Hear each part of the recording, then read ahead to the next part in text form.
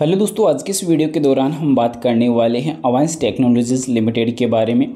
So guys, फिलहाल यहाँ पे अगर बात करी जाए तो लास्ट सेशन पे जैसा कि देखने को मिला था कि कंपनी में काफ़ी बढ़िया रेगुलर यहाँ पे रैली देखने को मिल रही है और लगातार 52 हाई जो डे बाय डे में इंक्रीज होता हुआ भी नज़र आ रहा है। तो फिलहाल अब आने वाले नंबर्स में इस चीज़ का क्या इम्पैक्ट रहने वाला है Q2 नंबर्स के अंदर, साथ ही साथ यहाँ पे कंपनी लगातार जिस प्रकार कंपनी ने बताया था कि इंडिया चेकर्स लिमिटेड को अधिग्रहण किया था, उसके बाद कंपनी ने एक और कंपनी को अधिग्रहण किया था, तो उसी के बाद से मानो कंपनी में कोई बड़ा जो है फ्यूचर इन्वेस्टमेंट कर दिया हो। उस तरीके से कंपनी में लगातार जो रैली है वो अभी के टाइम देखने को मिल रही है और निवेशक लगातार इस चक्कर में अभी काफ़ी ज़्यादा तेज़ी से आकर्षित भी हो रहे हैं।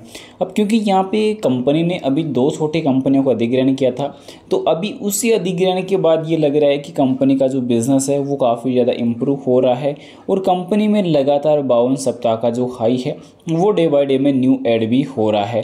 पर आने वाले टाइम में फिर से गेम यहाँ पे बनता हुआ नज़र आएगा, क्योंकि अभी कंटिन्यूसली जहाँ पे लगातार हमें जो ओवरबॉट जोन पे ये कारोबार करता हुआ कंपनी का RSI इंडिकेटर देखने को मिल रहा है, तो जल्द ही इसमें काफ़ी बड़े उतार चढ़ाव नजर आएंगे, जहाँ पे पब्लिक के इन्वेस्टर को संभलने का मौका भी नहीं मिलेगा। वैसे अगर देखा जाए तो कंपनी के अंदर टोटल ही पब्लिक इन्वेस्टर भरा पड़ा है, ना कि कोई अनदर प्रमोटर वगैरह या FIDI कोई यहाँ पे है नहीं, क्योंकि खास यहाँ पे जो प्रमोटर हैं वो यहाँ पे ज़्यादा कोई है नहीं। तो यहाँ पे देखने को जो ऑलरेडी मिल रहा है 0.68% की होल्डिंग, तो पब्लिक इसमें भरी पड़ी है। तो इसमें ट्रैप जो है प्रमोटर्स का ही देखने को मिल रहा है कि पब्लिक को इसमें लाया जा रहा है और धीरे धीरे आने वाले नंबर्स में जो प्रमोटर्स हैं वो एग्जिट करते हुए नज़र आ सकते हैं।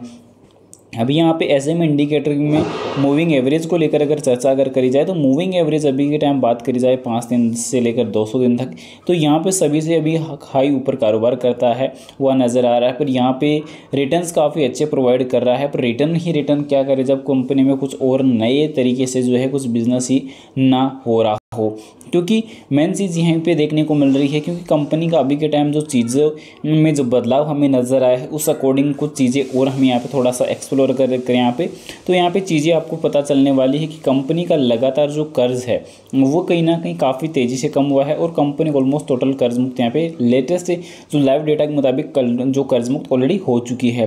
पर यहाँ पे कंपनी की सेल्स और प्रॉफिट की जो ग्रोथ है उसमें काफ़ी बड़ा उछाल देखने को मिल रहा है। ROE और ROC दोनों में भी बढ़ोतरी है। प्रमोटर्स की जो होल्डिंग है इसमें अगर इम्प्रूवमेंट अगर हो जाता है, अगर इसमें बढ़ोतरी अगर देखने को मिल जाती है, तो इसमें ट्रस्ट यहाँ पे कहीं ना कहीं इन्वेस्टर का, पब्लिक इन्वेस्टर का खासकर बढ़ सकता है। पर यहाँ पे कंपनी की बुक वैल्यू ₹1.90 की देखने को मिल रही है। जिस अकॉर्डिंग कंपनी की प्राइस है उस अकॉर्डिंग कंपनी की बुक वैल्यू हाई रहने वाली है, पर फेस वैल्यू भी कंपनी की ₹1 ही देखने को यहाँ पे नज़र आ रही है। तो यहाँ पे कंपनी का PB रेशियो भी 1:1 है देखने को मिल रहा है, 1.1 का देखने को मिल रहा है। तो PE रेशियो अभी कंपनी का काफ़ी ज़्यादा देखने को हाई नज़र आ रहा है, जो 139 का रहेगा। अब यहाँ पे कंपनी का लगातार मार्केट कैप 414 करोड़ पर पहुँच चुका है। पर वहीं अगर हम बात करें कंपनी के टेक्निकली में, तो यहाँ पे कंपनी का सबसे पहले चीज़ क्या देखने को मिल रहा है कि कंपेरिजन यहाँ पे जो देखने को मिल रहा है वो काफ़ी बेहतरीन नज़र आ रहा है, क्योंकि यहाँ पे लगातार धीरे धीरे कंपनी छोटी कंपनियों को बीट कर रही है और यहाँ पे देख सकते हैं कि फिलहाल कुछ इन प्रकार कंपनियों को कंपनी ने तेज़ी से बीट करने का कार्य भी किया है और कंपनी ने बीट भी एक्चुअल में किया है। पर यहाँ पे कंपनी की जो सेल्स की ग्रोथ है वो धीरे धीरे बढ़ती हुई नजर आई। यहाँ पे प्रॉफिट ग्रोथ, ROE, ROC, और उसके बाद अगर हम बात करें तो कंपनी का डेप्थ ऑफ इक्विटी 0 देखने को मिल रहा है। और वहीं अगर यहाँ पे प्राइस टू कैश फ्लो अगर देखते हैं तो यहाँ पे नेगेटिव रहेगा। इंटरेस्ट कवर रेशियो अगर देखा जाए तो काफ़ी हाई देखने को मिला है। CFO की अगर बात की जाए PAT के तौर पे, प्रॉफिट आफ्टर टैक्स के तौर पर, तो वो यहाँ पे 0 ही देखने को मिल रही है। अब कंपनी की जो नेगेटिव थॉट्स हैं वो भी काफ़ी ज़्यादा देखने को मिल रही है कि कंपनी इक्विटी पर रिटर्न प्रोवाइड कम कर रही है। कंपनी का जो पुअर रिस्क है, जो ROC है, वो काफ़ी घटिया देखने को मिल रहा है। कंपनी लगातार पुअर डिविडेंड, यानी कि कंपनी को बारी बारी प्रॉफिट कर रही है पर डिविडेंड वगैरह निवेशकों को प्रोवाइड नहीं कर रही। कंपनी लगातार तेज़ी से कर्ज मुक्त हुई है, पॉजिटिव वे में देखने को मिल रहा है। जो कंपनी की इनकम ग्रोथ ओवर जो है वो पिछले 3 सालों में काफ़ी अच्छी इंप्रूव हुई है।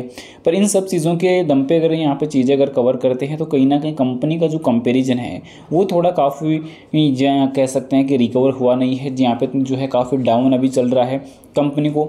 इन्वेस्टमेंट की जो रिक्वायरमेंट है वो भी ज़्यादा है, कंपनी का जो प्रॉफिट है उसकी रिक्वायरमेंट ज़्यादा है, क्योंकि यहाँ पे एनुअली तौर पर कंपनी की सेल वगैरह अगर देखेंगे तो कंपनी में यहाँ पे सेल में काफ़ी बड़ी गिरावट देखने को मिली थी लेटेस्ट डेटा के मुताबिक, यहाँ पे चेक कर सकते हैं। तो यहाँ पे कंपनी का करंट टाइम में तो अभी सेल गिर रहा है।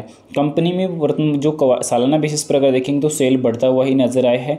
तो सालाना बेसिस पर कंपनी का प्रॉफिट इंप्रूव नहीं हुआ है, पिछले 2 साल से कंपनी का same as it is profit चल रहा है। पर यहाँ पे बता दूँ बाय सेल के लिए कोई भी रिकमेंडेशन सजेशन नहीं रहेगी, जानकारी ओनली एजुकेशन पर्पज़ के लिए रहेगी। वीडियो पसंद आए तो लाइक और चैनल को सब्सक्राइब जरूर से कर देना। Thanks for watching this my video. Vande Mataram.